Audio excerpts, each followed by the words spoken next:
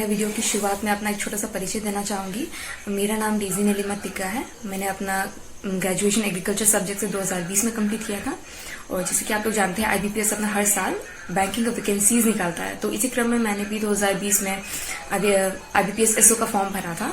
और इसके exam 3 phases में होते हैं, प्री होता है, मेंस होता है, फिर इंटरव्यू होता है। तो मैंने तीनों एग्जाम्स क्वालिफाई करके फिर I am provisionally allotted for Canara bank. तो जैसे हम लोग का रिजल्ट निकला था तो मुझे बहुत सारे जूनियर्स एंड मेरे अपने बैच में से बहुत सारे लोग ये पूछ रहे थे कि आपका स्ट्रैटेजी क्या रहा है या कैसा आपका जर्नी रहा है, आपने कौन सा कोचिंग फॉलो किया, कौन सा बुक्स फॉलो किया, इंटरव्यू कैसा था, कैसा तैयारी करना चाहिए।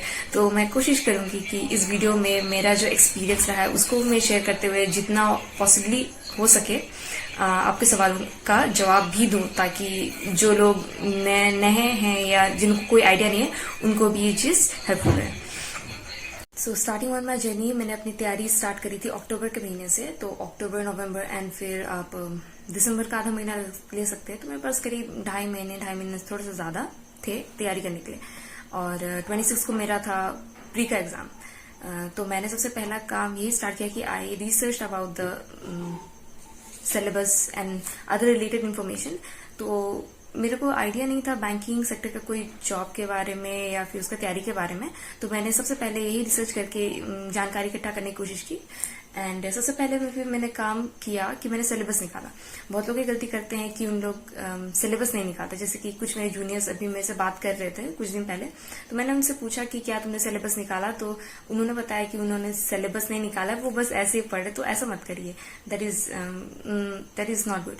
तो सबसे पहले आप अपना सिलेबस निकाल लीजिए। 3 सब्जेक्ट होते हैं प्री में, रीजनिंग, क्वांटिटेटिव एप्टीट्यूड एंड फिर English.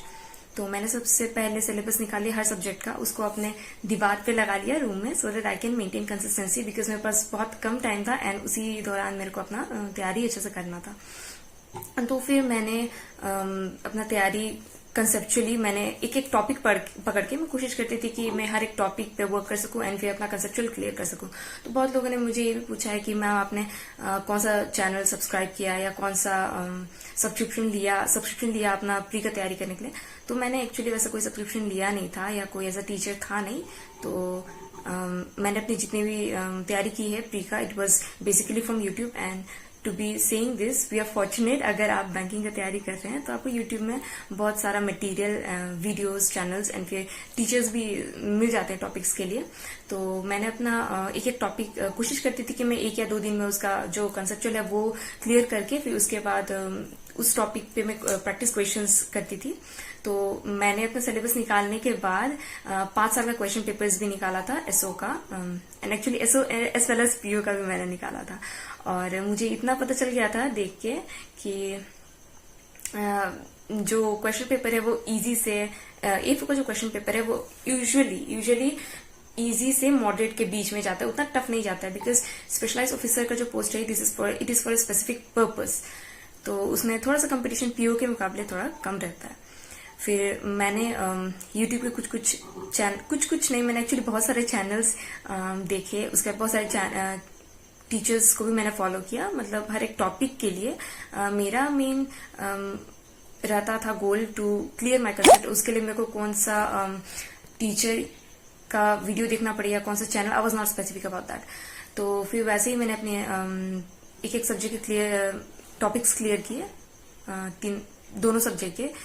English, I can say I was fortunate enough, मैं कॉन्वेंट स्कूल से पढ़ी हूँ, तो मेरे को ज्यादा उतना इंग्लिश पे मैंने ज्यादा फोकस नहीं किया। मैंने क्वेश्चन पेपर देख लिया था हालांकि, एंड मुझे लगा कि मेरे से हो जाएगा। तो मैंने फिर दोनों सब्जेक्ट्स में मैंने फोकस किया, रीजनिंग एंड क्वांटिटेटिव एप्टीट्यूड में।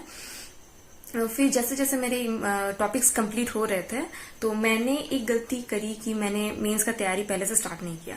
जब प्री का रिजल्ट निकला था तो मैंने मेंस का तैयारी स्टार्ट किया, जो कि ये गलती आप लोग मत करिएगा प्लीज, बिकॉज प्री जो है वो क्वालिफाइंग पेपर है, उसमें आपको टॉप नहीं करना है। जैसे आपको क्वालिफाई अगर आप करेंगे दैट इज गुड इनफ। उसके बाद आपका आएगा मेंस का पेपर। मेंस ज्यादा इंपॉर्टेंट है स्कोर के हिसाब से, बिकॉज बहुत सारे अच्छे लोग होते हैं, वो मेंस में कुछ थोड़े से नंबर के लिए वो छटा जाते हैं।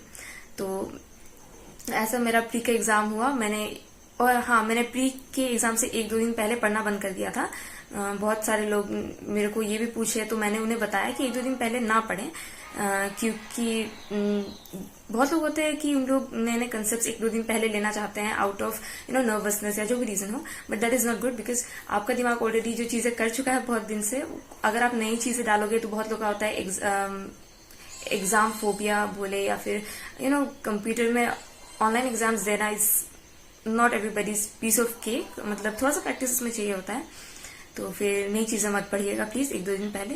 तो फिर ऐसे मैंने अपनी प्री की तैयारी करी, और मैं जो भी पढ़ती थी उसको जिस टॉपिक को मैं कंप्लीट करती थी, तो उसके बाद एक दिन मान लीजिए लग गया, या कोई बड़ा टॉपिक हुआ 2 दिन लग गया, तो उसके बाद मैं सीधे सीधे प्रैक्टिस पेपर्स करती थी। एंड उसके जो भी फॉर्मूलेज होते हैं वो एक जगह पे मैंने पेपर में फाइल में लिखा हुआ था, तो मैं हर सुबह, जैसे कि सुबह फ्रेश माइंड रहता है, तो मैं उसको रिवाइज कर लेती थी, तो वो चीज याद रहती है। बिकॉज फिर ऐसा तो फिर बहुत सारी चीजें एक साथ आप पढ़ रहे हो तो फिर वो याद नहीं रहता। फिर उसके बाद ये हो गया मेरा प्री का एग्जाम, और 2 हफ्ते के बाद करीब करीब मेंस का रिजल्ट आ गया, एंड फिर मेंस का डेट भी आ गया। तो फिर मैंने ये एक गलती करी थी, आई एक्सेप्ट, कि मैंने जब प्री का रिजल्ट निकला तो मैंने मेंस की तैयारी जो है वो स्टार्ट की, जो कि ऐसा आप प्लीज मत करिएगा। बिकॉज जो प्री का एग्जाम होता है, जैसे क्वालिफाइंग पेपर, उसमें आपको टॉप करना नहीं है, उसका मार्क्स एक्चुअली मैटर भी नहीं करेगा, you just have to qualified, if you qualified it's then good enough. फिर उसके बाद मैंने मेंस की तैयारी स्टार्ट करी, एंड उसके लिए मैंने पढ़ा Nimraj Sunda, and actually fundamentals of agriculture, Arun Katyayan भी अच्छी किताब है बेसिक्स के लिए। फिर ये बुक्स कंप्लीट करने के बाद मैंने ऑनलाइन पेन ड्राइव कोर्स ले लिया एक चैनल से। तो मेरे को बहुत लोग पूछते हैं कि मैम कौन सा चैनल में ले लूं, या क्या मेरे को प्रीफर करना चाहिए। तो वैसा कुछ इश्यू नहीं है, कुछ अच्छे चैनल्स हैं, जैसे कि या वेबसाइट्स हैं, जैसे कि IRI टॉपर्स, फिर एग्री गुरुकुल या एग्री कोचिंग। तो आप कोई भी अपने प्रेफरेंस के हिसाब से आप ले सकते हैं। उसके बाद कुछ चीजें क्योंकि होती हैं, आई थिंक जरूरी भी है कि कुछ चीजें होती है, टॉपिक्स होती है। हाँ, और मेंस के लिए भी सबसे पहले आप ये जरूर करिएगा कि आप उसका जो टॉपिक है, सिलेबस है, वो ले लीजिए और टॉपिक वाइज पढ़िए। बिकॉज बहुत सी चीजें होती है, एग्रीकल्चर बहुत वास्ट है और आप बहुत कुछ नहीं पढ़ सकते हैं उतना टाइम स्पैन में, या जो भी अगर आप पहले से पढ़े तो काफी फिर वास्ट सिलेबस हो जाता है। तो फिर मैंने टॉपिक वाइज पढ़ना इसमें भी स्टार्ट किया। मैं कोशिश करती थी कि मैं टॉपिक वाइज सब चीज कंप्लीट करते जाऊँ। फिर कुछ एक्स्ट्रा चीजें होती है, जैसे कि ICAR के अवार्ड्स होते हैं, पब्लिकेशंस होते हैं, कौन सा मंथली होता है, कौन सा एनुअल होता है, ये सब चीज पढ़ना बहुत इंपॉर्टेंट है। क्वेश्चन पेपर्स अगर आप एनालाइज करें तो ये चीजें आ सकती हैं, या आई हुई है कभी ना कभी किसी साल में। उसके बाद स्कीम्स हुआ, फिर एनिमल हस्बेंड्री, प्लीज आप अच्छे से कोर्स से पढ़ लेना। मैंने भी एक्चुअली पढ़ा था, बिकॉज जो हम लोग पढ़ते हैं ग्रेजुएशन ईयर्स में एनिमल हस्बेंड्री, एंड जिस तरह के क्वेश्चंस आते हैं वो बहुत उसका लेवल बहुत अलग है। तो फिर ऐसे मैंने अपना मेंस का तैयारी करा। मैंने बेसिक बुक्स कंप्लीट कर लिए थे, एंड फिर मैंने पेन ड्राइव कोर्स जो था वो मैं कंप्लीट करती, और हाँ, मैं उसका नोट्स जरूर बनाती थी। बिकॉज एक बार मैंने पढ़ लिया तो for me that is not enough. मैंने उसका नोट्स भी बना लिया, मतलब पढ़ते पढ़ते मेरे को नोट्स बनाने का आता, तो वैसे मेरे को ज्यादा याद होता है। तो फिर मैंने नोट्स बना लिया, एंड मैं कोशिश करती थी कि एक जितना भी मैंने कंप्लीट कर लिया एक्चुअली एक दिन में, उसके अगले सुबह फिर मैं उसको नोटबुक से रिवाइज करती थी। तो ऐसे मेरे को फिर वो चीजें याद रहने लग गई थी। एंड स्कीम्स हो गया, अवार्ड्स हो गया, पब्लिकेशंस हो गए, एंड हाँ, ये सब चीजें इम्पोर्टेंट है। एंड फिर अगर कोई करंट अफेयर्स का न्यूज, एग्रीकल्चर का कोई स्कीम को लेके या कुछ भी लाइक दैट रिलेटेड, वो चीजें आप कर लेना, बिकॉज वो आने के चांसेस रहते हैं। और हाँ, सबसे इम्पोर्टेंट, मुझसे बहुत लोगों ने पूछा था कि आपका स्ट्रेटेजी क्या रहा है। तो मेरे को आई थिंक ये क्वेश्चन थोड़ा बेमानी सा लगता है, बिकॉज स्ट्रेटेजी आई थिंक सबका अपना एक होना चाहिए। उसके लिए सबसे इम्पोर्टेंट होता है स्वॉट एनालिसिस। मैंने जब मैंने तैयारी स्टार्ट किया था अक्टूबर में, मैंने सबसे पहले वही किया था कि स्वॉट एनालिसिस, कि मेरा एक स्ट्रेंथ था इंग्लिश सब्जेक्ट, तो मैंने उसमें मैंने कम फोकस किया, तो उस हिसाब से मैंने बाकी सब्जेक्ट्स में ज्यादा टाइम दिया। एंड जैसे कि मेरा स्पीड मेरा स्ट्रेंथ था, तो उसमें मैंने कम फोकस करते हुए मैंने कंसेप्चुअल्स एंड फिर प्रैक्टिस में ज्यादा टाइम लगाया मैंने।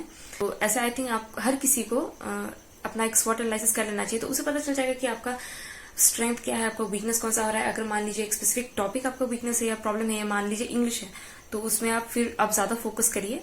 एंड उसी हिसाब से आई थिंक सबका स्ट्रेटेजी भी डिफर करता है, एंड करना भी चाहिए, बिकॉज सबके फैक्टर्स अलग होते हैं, तो किसी एक का स्ट्रेटेजी आप खुद पे अप्लाई नहीं कर सकते।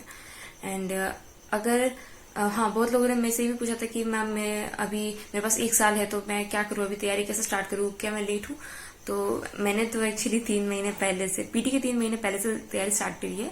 तो मैं ऐसा तो नहीं बोलूंगी कि any time is late, but I think 6 months, 1 साल I think is a good time कि आप अपना पीटी का तैयारी कर सकें। एंड पीटी के साथ I think you should also अपना एग्रीकल्चर का कोर्स आपको साथ साथ में कम से कम 1 घंटा या 2 घंटा या जो भी आप अपना टाइम निकाल पाए, तो आप कोशिश करिए कि आप बेसिक्स से स्टार्ट करें। जैसे कि मुझसे गलती हो गई थी, मैंने बेसिक्स में उतना ध्यान नहीं दिया था, तो उसके वजह से मेरे से कुछ गलतियां हो गई थी। तो ये चीज आप मत करिएगा। आप कोशिश करिए कि पहले से आप बेसिक्स कंप्लीट करें अच्छा से। उसके बाद जब आपका पीटी के लिए तैयारी, तो आपको लग रहा है कि थोड़ा अच्छा हो रहा है, प्रैक्टिस अच्छा जा रहा है, तो आप मेंस के लिए फिर उसी साइमल्टेनियसली उसी के साथ साथ आप थोड़ा अच्छा से तैयारी करना स्टार्ट करें, बिकॉज मेंस का मार्क्स मैटर करता है। मैंने मॉडरेट से टफ लेवल के लिए खुद को तैयार कर लिया था। एंड यहाँ मेरे से गलती हो गई, क्योंकि आपने देखा होगा क्वेश्चन पेपर एनालाइज करने के बाद कि क्वेश्चन जो था वो बहुत बेसिक था। और प्रॉब्लम एक्चुअली यही होती है, 2 सूरत में थोड़ा दिक्कत हो जाता है, या तो क्वेश्चन पेपर बहुत इजी होता है, बहुत इजी, या फिर बहुत टफ, क्योंकि मीडियम लेवल के पेपर्स तो हर कोई कर ही लेता है, उसी हिसाब से तैयारी सबकी ऑलमोस्ट रहती ही है। तो फिर ऐसे मैंने अपनी मेंस की तैयारी करी। उसके बाद हाँ, मेंस के दिन जैसे मैंने क्वेश्चन पेपर देखा, मैंने कुछ गलतियां करी जो मैं आपके साथ शेयर करना चाहूंगी, ताकि आप वो चीज ना करें। मैंने मेंस के दिन में, जैसे कि प्री में होता है, प्री में एक टाइम बाउंड होता है हर सब्जेक्ट के लिए, तो मेरे को स्पीड का प्रॉब्लम एक्चुअली यूजुअली नहीं रहता है। Speed is not a problem for me. तो प्री में वो चीज हो गया, लेकिन मेंस में वही चीज हो गया कि टाइम बहुत ज्यादा था। तो मैंने क्या किया, मेरे को actually I was not prepared for it, तो मैंने बहुत जल्दी सब कुछ मतलब देख लिया। And I am fast study, तो मैंने जल्दी मेंस का पेपर एक बार पूरा देख लिया, एंड फिर मैंने क्वेश्चंस कंप्लीट कर लिए। एंड फिर मेरे को रियलाइज हुआ अरे बहुत टाइम है। फिर मैंने क्या किया, उसको दोबारा से 2 या 3 बार मैंने फिर उसको रिव्यू कर दिया। एंड उस रिव्यू करने के दौरान मैंने जो क्वेश्चंस किए थे, उसमें से बहुत सारे आंसर्स मैंने चेंज कर दिए, जो कि प्लीज आप मत करिएगा, बिकॉज यूजुअली होता है कि क्वेश्चन पेपर अगर ट्रिकी हो, जैसे कि इस बार का था, बहुत बेसिक था लेकिन थोड़ा सा ट्रिकी था। तो मैंने जब उसको दूसरी तीसरी बार रिव्यू किया, तो मेरे पास इतना खाली टाइम था और मैं इतना कॉन्शियस हो गई थी कि मेरे को गलती नहीं करनी है। तो मैंने उसको रिव्यू करते समय बहुत सारे क्वेश्चंस का आंसर मैंने गलत कर दिया। एंड कुछ क्वेश्चंस ऐसे थे जो मेरे को ट्रिकी लगे, पर मेरे को लगा था कि कहीं ना कहीं ये चीज है, लेकिन मैंने फिर वो चीज अटेम्प्ट नहीं किया। तो वैसे करते करते मैं मेरे से गलतियां हो गई, एंड फिर मार्क्स भी कटे उसके लिए। तो ये चीज आप मत करिएगा। बहुत टाइम रहेगा मेंस का पेपर करने के लिए, तो आप कोशिश करिए कि आप धीरे धीरे क्वेश्चन को, मेंस के क्वेश्चन को करें, और कोशिश करें एक ही बार करें या फिर ऑन द मैक्स 2 बार करें, और ध्यान से करें। फिर ऐसा मेरा मेंस का पेपर हो गया। एंड उसके बाद इंटरव्यू था। इंटरव्यू के लिए एक्चुअली मेरे को भी था कि क्या आता होगा, एवरीवन इज कॉन्शियस कि क्या आता होगा इंटरव्यू में, या क्या पूछते होंगे। तो मैंने बहुत सर्च किया यूट्यूब में, या लोगों से भी मैंने मतलब पता करने की कोशिश की, बट इंटरव्यू का ज्यादा मटेरियल अवेलेबल नहीं है, या कोई बताने वाला नहीं है कि किस टाइप का इंटरव्यू आता है। तो इंटरव्यू के लिए जितना मैंने मेंस के लिए जितना पढ़ा था, वो मैंने फिर से थोड़ा सा और ब्रीफली पढ़ा। उसके बाद इंटरव्यू के लिए, क्योंकि हम लोग को कोई आइडिया नहीं रहता कि क्या आ सकता है इंटरव्यू में, तो फिर मैंने अपना स्टेट के बारे में, फिर अपना कॉलेज मैंने जहां से पढ़ाई करी है वहां के बारे में।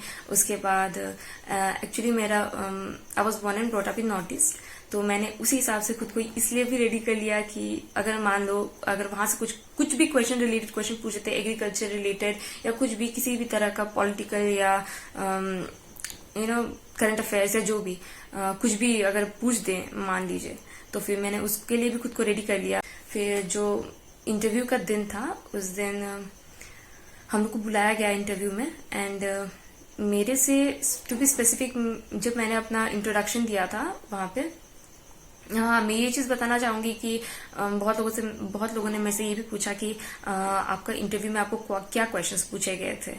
तो ये चीज पूछना मेरे को लगता है बेमानी है, बिकॉज किसी भी दो लोग का आई थिंक इंटरव्यू सेम नहीं रहा है या सेम क्वेश्चंस नहीं पूछे गए, बिकॉज वहां पे it's less about your knowledge, मतलब कि आपका जीके टेस्ट नहीं हो रहा है वहां पे, आपने ऑलरेडी प्री और मेंस क्लियर कर लिया है। इट्स जस्ट वो किस लेंस से आपको जज करेंगे वो आप नहीं बोल सकते। तो फिर मैंने हर चीज की तैयारी खुद को तैयार करके रखा था इंटरव्यू के लिए। फिर वहां जब मैं इंटरव्यू देने के लिए घुसी तो पैनल मेंबर्स बैठे हुए थे। उन्होंने जब मैंने अपना इंट्रोडक्शन दिया तो उन्होंने मतलब they were basically interested about my schooling and education and my early life in north East, because वहाँ का फिर माहौल अलग हो जाता है, सब कुछ अलग हो जाता है। तो उन्होंने मेरे को काफी सारी चीजें वहाँ के बारे में बहुत सारे क्वेश्चंस एक्चुअली पूछे रिलेटेड टू एग्रीकल्चर, वहाँ का पॉलिटिक्स लेके, फिर वहाँ का जो सोशल लाइफ है, कल्चरल लाइफ है, या जो भी बहुत सारे क्वेश्चंस ऐसे थे जो कि मैंने एक्चुअली एक्सपेक्ट नहीं किए थे, बट मैंने किसी एक हद तक उसके लिए भी तैयारी कर रखी थी, तो it worked well for me. उसके बाद they also ask me about general agriculture and banking के भी कुछ क्वेश्चंस पूछे जाते, तो आप उसके लिए भी तैयार रहें। इंटरव्यू प्रोसेस होता है, उसके बारे में कुछ मैं अपना एक्सपीरियंस हिसाब से एंड जितना मैंने एक्सपीरियंस गैदर किया लोगों से मैं कहना चाहूंगी कि इंटरव्यू में बहुत बार होता है कि लोग बहुत डर के जाते हैं, या ये उनको इशू रहता है कि मैंने ठीक से तैयारी नहीं करी है। तो मैं एक चीज कहना चाहूंगी कि इंटरव्यू के लिए आप जितनी भी तैयारी करो it's never gonna be enough, and आपकी तैयारी जैसे भी हो at least on that day don't be anxious. जितना काम हो सके उतना काम माइंड के साथ आप जाइए, क्योंकि आपका कॉन्फिडेंस जैसा भी होगा वो पैनल मेंबर्स को वो चीज वो रिफ्लेक्ट करेगा, आपका एटीट्यूड। एंड हम लोग को लगता है, या जो भी लोगों जो इंटरव्यू दे रहा है उसको लगता है कि वहां पे नॉलेज टेस्ट होगा, वहां पे नॉलेज टेस्ट एक्चुअली नहीं होता है। It's more about your attitude and your personality. वो पैनल मेंबर्स वही चीज देखते हैं through their lens, and you can not expect कि किस टाइप ऑफ क्वेश्चंस आएगा या नहीं आएगा। तो इस तरह से मेरा इंटरव्यू एक्चुअली काफी अच्छा गया था। मैंने कॉन्फिडेंटली सारे क्वेश्चंस आंसर किए थे। तो इस तरह से मेरा interview pre mains and interview सारा प्रोसेस कंप्लीट हुआ है। अब मैं कुछ क्वेश्चंस जो मेरे जूनियर्स ने मेरे से पूछे थे या फ्रेंड्स ने मेरे से पूछे थे, मैं चाहूंगी कि उसको भी मैं थोड़ा क्लियर आउट कर दूं अपना एक्सपीरियंस हिसाब से। मेरे को बहुत लोगों ने पूछा कि सब्सक्रिप्शन के बारे में या चैनल के बारे में, तो मैं ये बताना चाहूंगी कि आई थिंक सब्सक्रिप्शन अगर आप लेंगे तो अच्छी बात है। इफ दैट चैनल और that teacher works for you then it's very good. लेकिन मेरे हिसाब से मैंने बस टॉपिक वाइज पढ़ाई की थी, तो अगर आप वैसा करना चाहें तो वो भी आप कर सकते हैं, बिकॉज बहुत सारे टीचर्स, अगर आप बैंकिंग एग्जाम देखेंगे तो वी आर फॉर्चुनेट इनफ, बहुत सारा material videos and teachers like channel specific हैं। तो आप उसी हिसाब से या डिफरेंट टीचर्स डिफरेंट टॉपिक्स के लिए देख सकते हैं। बिकॉज मैंने ये भी चीज रियलाइज की कि हर टीचर लाइक हर टॉपिक उतने अच्छे से मे बी उतने इजी टू अंडरस्टैंड वे में नहीं कर पाता है। तो मैंने तो अलग अलग टीचर्स से कर रही थी अपने कंसेप्चुअल्स के लिए, तो आप भी ऐसा कर सकते हैं। एंड मेंस का सब्सक्रिप्शन या कोर्स को लेके तो मेरे को बहुत लोगों ने पूछा कि मैं कौन सा कोर्स ले लूं। तो आई थिंक बहुत सारे अच्छे पेनड्राइव कोर्सेज हैं, देते हैं वेबसाइट, जैसे कि IARI toppers, agri Gurukul, agri coaching. मैंने IARI टॉपर्स से करी थी। And I think any channel, most of the websites उनका कंटेंट लगभग सेम होता है। मेन चीज आपके लिए ये इंपॉर्टेंट है कि आप अपना टॉपिक क्लियरली कवर अप करें। टॉपिक वाइज पढ़ना बहुत जरूरी है, जो भी सिलेबस में है, कुछ भी मिस आउट होना नहीं चाहिए। कुछ क्वेश्चंस ऐसे भी थे कि मैम एग्जाम टाइम में हम टाइम कैसे मैनेज करें या एग्जाम कैसे मैनेज करें। तो बहुत लोग का होता है कि उनको एग्जाम फोबिया होता है, या ऑनलाइन एग्जाम देना एक्चुअली उतना इजी नहीं है, वो बहुत प्रेशर हो जाता है।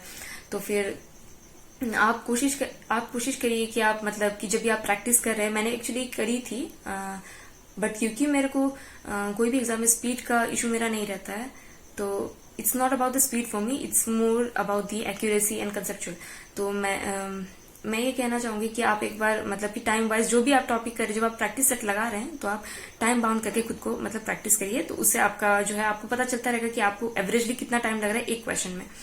एंड जैसे कि मैथ्स में हुआ या रीजनिंग में हुआ, कुछ इंपॉर्टेंट टॉपिक्स होते हैं, बहुत स्कोरिंग टॉपिक्स होते हैं जो कि पता रहता है कि इससे क्वेश्चन आना ही आना है, जैसे कि पजल से, सिटिंग अरेंजमेंट, ये सब, कोडिंग डिकोडिंग एक्चुअली बहुत स्कोरिंग भी है, सिलोजिज्म, ये सब। तो ये सब टॉपिक्स आप कोशिश करिए कि आप मिस आउट ना करें, जितना हो सके आप उसमें प्रैक्टिस करिए, बिकॉज ये क्वेश्चंस कंफर्म गारंटीड आने ही आने हैं। अगर आप अटेम्प्ट कर पाए तो बहुत अच्छा है, बिकॉज पजल में बहुत बार होता है कि एक क्वेश्चन से करीब आपको 4 मार्क्स भी आ जाते, 4-5 मार्क्स आ जाते हैं कभी कभी, तो आप वो अच्छे से करिए। तो ये था मेरा एक्सपीरियंस और मेरा सफर, जहाँ तक मैंने खुद एक्सपीरियंस किया या लोगों के एक्सपीरियंसेस को कलेक्ट किया। तो मैं लास्टली थैंक यू बोलना चाहूंगी एग्रीविजर की टीम को, कि उन्होंने मेरे को, बहुत लोगों ने, मतलब बहुत लोग मेरे से पूछ रहे थे, तो मेरे को इक्वली उनको ये आउटपुट देना थोड़ा सा मुश्किल हो जाता था, हर किसी को सिंगली बताना। तो ये बहुत अच्छा प्लेटफॉर्म है मेरे लिए बताने के लिए एंड अपना एक्सपीरियंस शेयर करने के लिए, जो आई थिंक लोगों को हेल्पफुल रहेगा। तो थैंक यू एग्रीविजर टीम, एंड जरूर से like and subscribe and share करिएगा इस वीडियो को, ताकि आपके जो भी कोई दोस्त है या कोई है जो एफओ का तैयारी करना चाहता है या एसओ का तैयारी करना चाहता है इन जनरल, तो उसको ये चीज हेल्पफुल रहे। एंड या so this was my journey. And अगर आपके कोई ऐसे क्वेश्चंस है स्पेसिफिक टू मी, देन आप कमेंट सेक्शन में पूछ सकते हैं, मैं कोशिश करूंगी कि मैं उसका आंसर दूं। And wish you all the best. अगर आप एग्जाम देने की तैयारी कर रहे हैं, या अगर आप कुछ महीनों बाद ये वीडियो देख रहे हैं एंड एग्जाम की तैयारी कर रहे हैं, तो wish you all the very best. Thank you.